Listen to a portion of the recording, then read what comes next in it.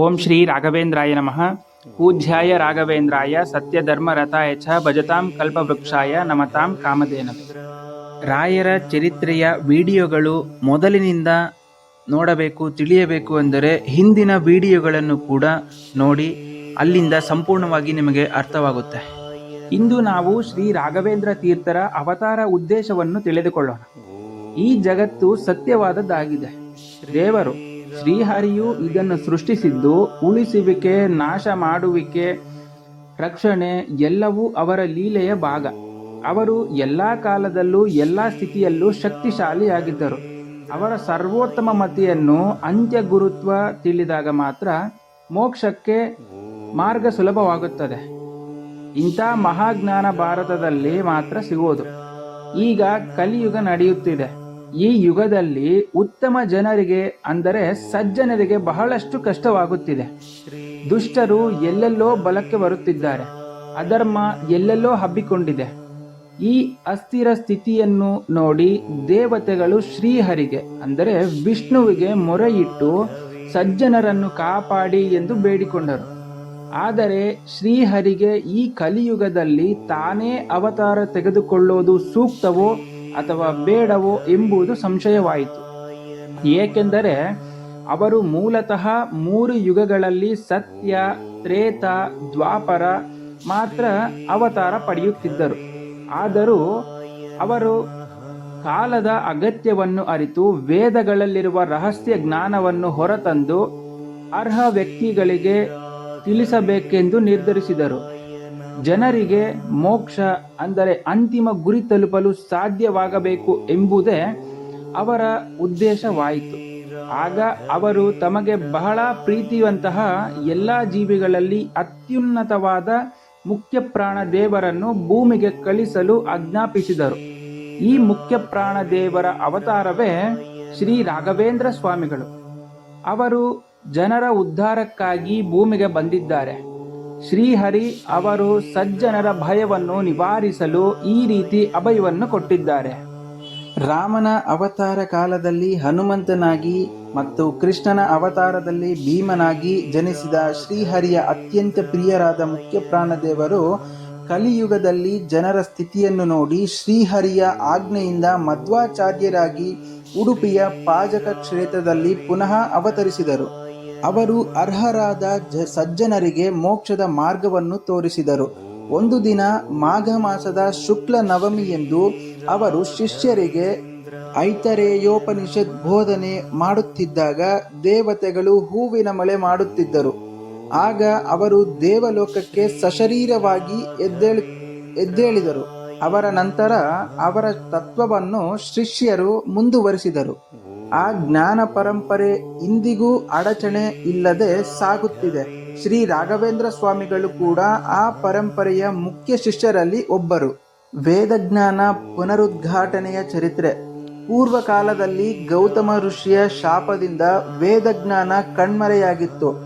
ಆಗ ಶ್ರೀಹರಿ ವೇದವ್ಯಾಸರಾಗಿ ಅವತರಿಸಿ 564 ಬ್ರಹ್ಮಸೂತ್ರಗಳನ್ನು ರಚಿಸಿದರು. ಇದು ವೇದಾಂತ ತತ್ವದ ಬೀಜವಾಯಿತು. ನಂತರ ಮಧ್ವಾಚಾರ್ಯರು ಈ ತತ್ವಕ್ಕೆ ಭಾಷ್ಯಗಳನ್ನು ಬರೆದು ಅಂಕುರ ಮೂಡಿಸಿದರು.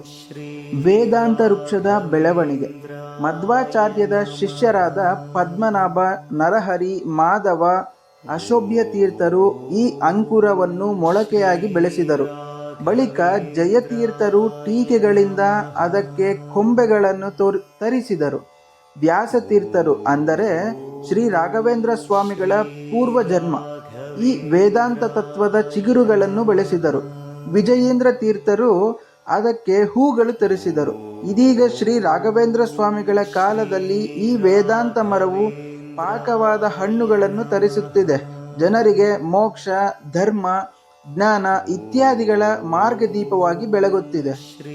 ಶ್ರೀ ರಾಯರ ಮರಿಮೊಮ್ಮಕ್ಕಳಾದ ಶ್ರೀ ವಾದೀಂದ್ರ ತೀರ್ಥರ ತಮ್ಮ ಗುರು ಗುಣ ಸ್ತವನದಲ್ಲಿ ಗುರುರಾಜರನ್ನು ಸ್ತೋತ್ರ ಮಾಡುತ್ತಾ ಕೊನೆಯಲ್ಲಿ ವ್ಯಾಸೇನ ವ್ಯುಕ್ತಿ ಬೀಜ ಶ್ರುತಿಭುವಿ ಭಗವತ್ಪಾದಲಬ್ಧಾಂಕುರ ಶ್ರೀಹಿ ಪ್ರತ್ನೈರಿಷತ್ ಪ್ರಭಿನ್ನೋ ಜಯ ಜನ ಮುನಿನ ಸಂಯಗುದ್ಭಿನ್ನ ಶಾಖಾ ಮೌನೀಶ ವ್ಯಾಸರಾಜದುದಿತ ಕಿಸಲಯ ಪುಷ್ಟಿಥೋ ಯಂ ಜಯದೀಂದ್ರ ದದ್ಯಶ್ರೀ ರಾಘವೇಂದ್ರ ದ್ವಿಲಸತಿ ಫಲಿತೋ ಮಧ್ವ ಸಿದ್ಧಾಂತ ಶಾಕಿಹಿ ವ್ಯಾಸೇನ ವ್ಯುಕ್ತಿ ಬೀಜ ಎಂದು ಶ್ಲೋಕದಲ್ಲಿ ಏನನ್ನು ಹೇಳಲಾಗಿದೆ ಎಂದರೆ, ವೇದವ್ಯಾಸರು ಬಿತ್ತಿದ ತತ್ವಬೀಜ, ಮಧ್ವಾಚಾರ್ಯರು ಬೆಳೆಸಿದ ಅಂಕುರ, ಜಯತೀರ್ಥರು ಟೀಕೆಗಳಿಂದ ಕೊಂಬೆ, ವ್ಯಾಸರಾಜರಿಂದ ಚಿಗುರು, ವಿಜಯೇಂದ್ರರಿಂದ ಹೂಗಳು, ರಾಘವೇಂದ್ರ ಸ್ವಾಮಿಗಳಿಂದ ಫಲಗಳು. ಅಂದರೆ ಮಧ್ವ ತತ್ವವೃಕ್ಷವು ಶ್ರೀ ರಾಘವೇಂದ್ರ ಸ್ವಾಮಿಗಳ ಕಾಲದಲ್ಲಿ ಸಂಪೂರ್ಣವಾಗಿ ಫಲಿತವಾಗಿ ಜನರಿಗೂ ಲಭಿಸುವಂತೆ ಬೆಳೆಯಿತು.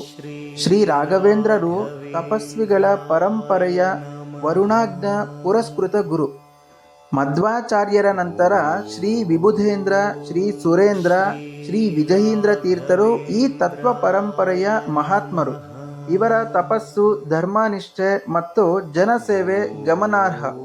ಈ ಪರಂಪರೆಯಲ್ಲಿ ಶ್ರೀ ಸುಧೀಂದ್ರ ತೀರ್ಥರ ಶಿಷ್ಯರಾಗಿ ಶ್ರೀ ರಾಘವೇಂದ್ರರು ಜನ್ಮ ತಾಳಿದರು. ಆಧುನಿಕ ಕಾಲದ ರಾಜರು ಕೂಡ ರಾಯರ ಧರ್ಮೋದ್ಧಾರ ಕಾರ್ಯವನ್ನು ನೀಡಿ ಪ್ರಭಾವಿತರಾಗಿ ಅವರಿಗೆ ಆಶ್ರಯ ನೀಡಿದರು. ಶ್ರೀ ರಾಯರ ಅವತಾರ ದೇವರ ಸಂಕಲ್ಪ. ಗೀತೆಯಲ್ಲಿ ಶ್ರೀಕೃಷ್ಣನು ಹೇಳಿದ ಧರ್ಮವನ್ನು ಸ್ಥಾಪಿಸಲು ನಾನು ಯುಗ ಯುಗದಲ್ಲಿ ಅವತರಿಸುತ್ತೇನೆ ಎಂಬ ಮಾತಿನಂತೆ ರಾಯರ ಅವತಾರವು ದೇವರ ಸಂಕಲ್ಪದ ಫಲ. ಭಕ್ತರ ಕಷ್ಟಗಳನ್ನು ನಿವಾರಿಸಲು, ಮುಕ್ತ ಚೇತನರ ಉದ್ಧಾರ ಮಾಡಲು ಶ್ರೀಹರಿಯ ಆಜ್ಞೆಯಿಂದಲೇ ರಾಯರು ಈ ಭೂಮಿಯಲ್ಲಿ ಅವತರಿಸಿದರು. ಶ್ರೀ ರಾಘವೇಂದ್ರರು ಶ್ರೀ ರಾಮಚಂದ್ರನ ದೂತನ ದಾಸರು. ಅವರು ಮುಖ್ಯ ಪ್ರಾಣ ದೇವರ ಪೂರ್ಣಾವೇಶವನ್ನು ಹೊಂದಿದವರು. ಶ್ರೀ ರಾಮಚಂದ್ರನ ದೂತನಾದ ಹನುಮಂತನ ದಾಸತ್ವವನ್ನು ಅವರು ಜೀವನ ಪೂರ್ತಿ ಧರಿಸಿದರು. ರಾಯರ ಸೇವೆ. ಶ್ರೀ ರಾಘವೇಂದ್ರ ಗುರುಗಳನ್ನು ಅನನ್ಯ ರೀತಿಯಿಂದ ಸ್ತೋತ್ರ ಮಾಡುತ್ತಾ ಸೇವೆ ಮಾಡುವ ಭಕ್ತನೇ ನಿಜವಾಗಿಯೂ ಅದೃಷ್ಟಶಾಲಿ. ಏಕೆಂದರೆ ಮಂದಭಾಗ್ಯರಿಗೆ ದೊರೆಯದಿವರ ಸೇವಾ ಎಂದು ಹರಿದಾಸರು ಮುಕ್ತ ಕಂಠದಿಂದ ರಾಯರನ್ನು ಹಾಡಿ ಹೊಗಳಿದ್ದಾರೆ. ದಾಸ ಪರಂಪರೆಯಲ್ಲಿ ಶ್ರೀಹರಿಯನ್ನು ಬಿಟ್ಟರೆ ಪದ ಪದ್ಯ ಸುಳಾದಿಗಳಿಂದ ನಮ್ಮ ಗುರುಗಳನ್ನೇ ಹೆಚ್ಚು ಸ್ತೋತ್ರ ಮಾಡಿರುವುದು ಕಂಡುಬರುತ್ತದೆ. ಶ್ರೀ ಗುರುರಾಜ ಸತ್ಸಂಕಲ್ಪವಿಲ್ಲದೆ ಯಾರಿಗಾದರೂ ಅವರ ದರ್ಶನ ಭಾಗ್ಯ ಲಭ್ಯವಾಗದು. ಸದಾ ರಾಯರ ಕೀರ್ತನೆಯನ್ನು ಮಾಡುವ ನಾಲಿಗೆಯ ನಿಜವಾದ ಸಾರ್ಥಕವಾದುದು ಎಂಬುದು ಹೇಳಬಹುದು.